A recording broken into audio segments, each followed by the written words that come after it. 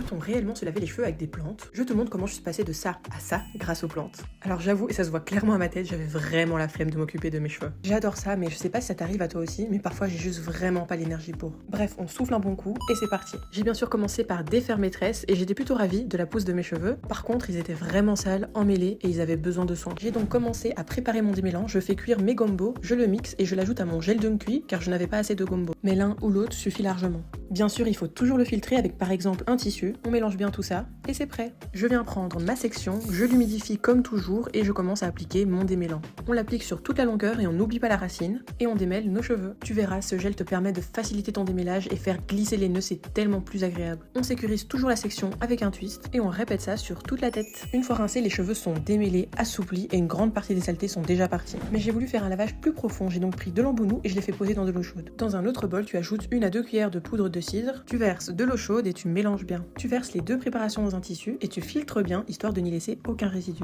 On mélange bien tout ça et j'y ai ajouté un peu d'eau car la texture était un peu trop épaisse. Et voilà, parfait. Je mets mon shampoing dans mon applicateur et je l'applique comme d'habitude, section par section. On commence par bien frotter la racine et ensuite on l'applique sur les longueurs. Il faut savoir que la poudre de cidre lave très bien, limite trop bien. Donc si vous avez les cheveux très secs, réduisez la quantité de cidre et priorisez les plantes à mucilage. On sécurise la section et on l'applique sur toute la tête. Allez, on rince tout ça et voilà le résultat. Les cheveux sont propres, démêlés et en bonne santé. Je termine toujours par appliquer ma chantilly capillaire maison, je vous ai déjà montré la recette, mais tu peux appliquer à la place un beurre ou une huile végétale pour sceller l'hydratation. Et voilà le résultat. Je laisse toujours sécher mes cheveux à l'air libre. Dis-moi, connaissais-tu cette manière de laver les cheveux? Dis-le moi en commentaire et partage cette vidéo autour de toi.